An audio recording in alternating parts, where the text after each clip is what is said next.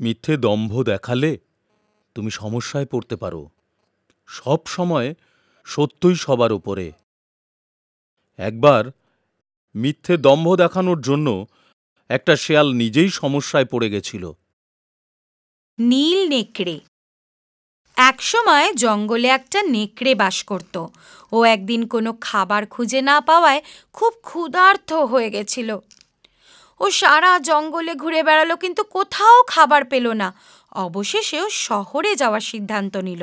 শহরে ঢুকতে ঢুকতে ও কিছু কুকুরের আওয়াজ শুনতে পেল। ও কাছেই দেখলো কুকুরের দল ওকে তাড়া করে আসছে। তাই ও ছুটে এক রঞ্জকের বাড়িতে ঢুকে পড়ল আর নীল রঙে ভরা একটা পিপের মধ্যে পড়ে গেল। যেই কুকুরেরা ওকে তাড়া করছিল তারা ওকে খুঁজে না পেয়ে ফিরে গেল।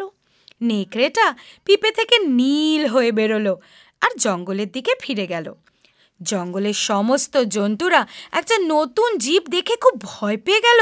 নেকড়েটি কিন্তু বুঝতে পারল যে জন্তুরা ওকে দেখে ভয় পাচ্ছে, আর ও সেটার সুবিধে নেওয়ার চেষ্টা করলো।